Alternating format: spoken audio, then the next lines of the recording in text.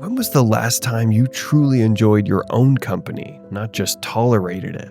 Not just filled the silence with TV noise or the hum of the refrigerator, but genuinely felt happy, peaceful, even excited to be alone, like you were spending time with someone interesting, and that person happened to be you.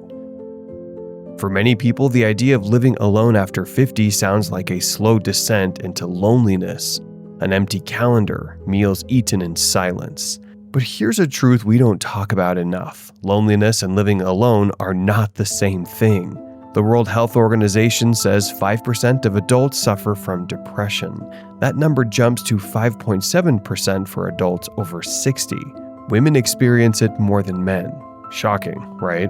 The National Institute on Aging points out, for many older adults, the risk rises due to health challenges, dementia, or simply being left alone after a partner passes away.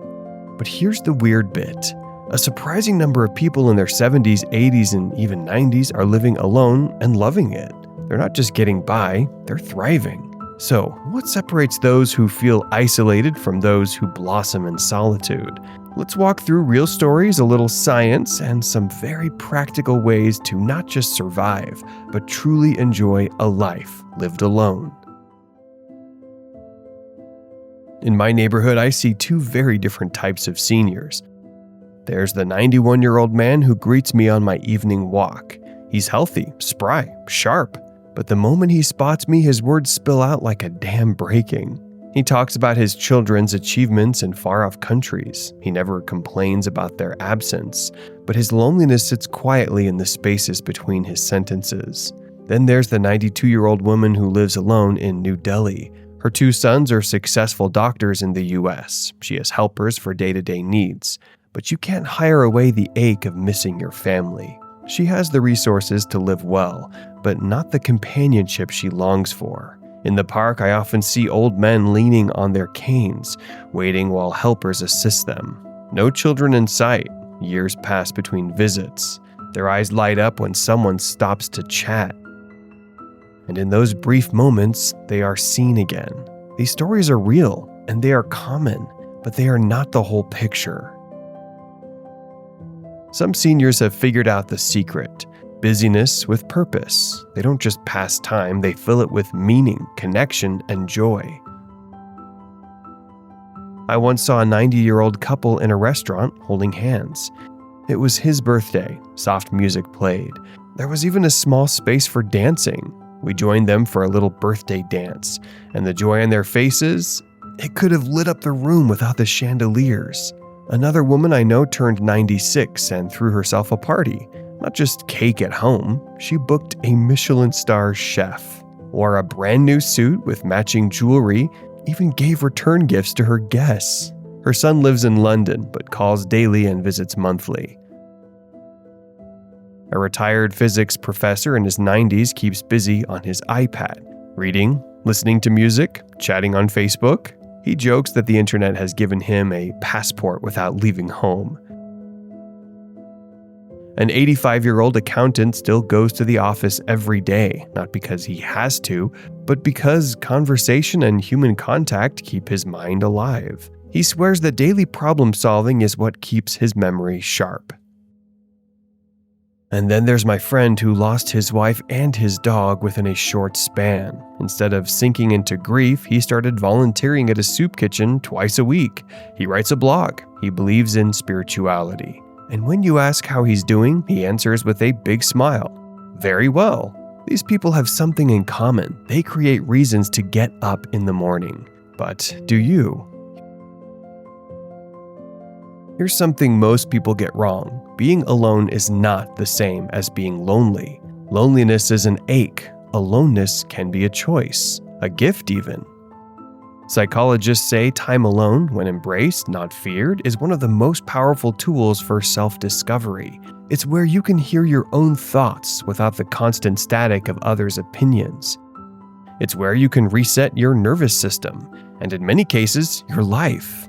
You don't need to be an introvert to enjoy solitude, and you don't have to buy into society's idea that happy means surrounded by people. Some people are like lone wolves, independent, self-reliant, powerful without needing a pack. As we age, many of us naturally shed unnecessary relationships and find peace in a smaller, deeper circle. And the surprising truth, the less you fear your own company, the more attractive you become to others. People gravitate toward those who are content in their own skin. A 2023 survey by AARP found that over 37% of adults over 50 actually prefer living alone and report higher life satisfaction than some married counterparts. Why? Because they've learned to date themselves. They plan solo outings. They pursue hobbies they never had time for before. They enjoy the quiet. They don't need permission to try new things or rearrange their space. So maybe it's time to ask, do we fear being alone? Or do we fear discovering who we really are without the noise of others? If you're over 50 and living alone, whether by choice or by circumstances, here are real, doable ways to not just cope, but thrive. Nurture existing relationships. Don't wait for others to call. Be the one who sends the text, makes the coffee date, starts the conversation. Small, consistent gestures keep connections alive and often deepen them. Consider a pet. A dog, a cat, even a bird can transform your home. Pets offer routine, affection, and a reason to get out of bed on hard days. They don't care about your wrinkles or your resume.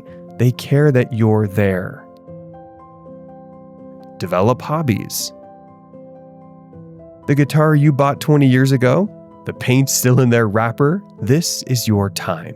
Hobbies aren't just pastimes, they're lifelines to curiosity. Learn a new skill. Cooking a new cuisine, a foreign language, photography. Your brain thrives on novelty. Learning keeps it young.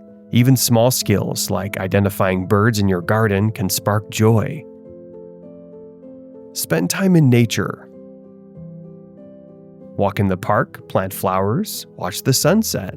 Studies show even 20 minutes in nature can lift mood and lower stress. Nature reminds us we're part of something vast and beautiful. Unwind in peace. Create rituals, tea by the window, journaling before bed, slow mornings with music. A routine you love makes home feel like sanctuary. Appreciate the perks of being alone. No compromises on what to watch, eat, or decorate. Your schedule, your rules. Dance in the kitchen, leave dishes in the sink, no judgment. Date yourself. Take yourself to lunch. Go to a museum, buy yourself flowers. You deserve it. And the more you treat yourself with kindness, the more natural it feels. Even with a full life, loneliness can creep in. Here's what to try. Ditch social media if it triggers comparison or makes you feel left out. Volunteer. Giving to others often gives back more than we expect. Be fearless and reach out. The worst they can say is no. Change your thoughts. Replace "I have no friends" with "I'm open to making new ones." Consistency is key. The more you show up for yourself, the more likely others will want to show up for you. Dining alone without embarrassment is an underrated superpower. Walking in nature by yourself can feel like a conversation with the universe. Traveling solo, it can become a treasure chest of stories you might never have lived otherwise. And here's the truth, the older we get, the less we care about fitting into boxes other people put us in. The peace that comes from living authentically, whether in company or alone, is worth protecting at all costs. When you can sit in a quiet room with yourself and feel at home, you've unlocked something rare, the kind of contentment no one can give you or take away. Living alone after 50 isn't a life sentence for loneliness. It can be a gateway to joy, self-discovery, and a deeper connection to life itself. Yes, there will be quiet days. Yes, there may be moments of longing. But there will also be mornings when you wake up and realize you are living life on your own terms. So, ask yourself, when was the last time you enjoyed your own company? If you had one perfect solo day, what would it look like? And more importantly, when will you start living it?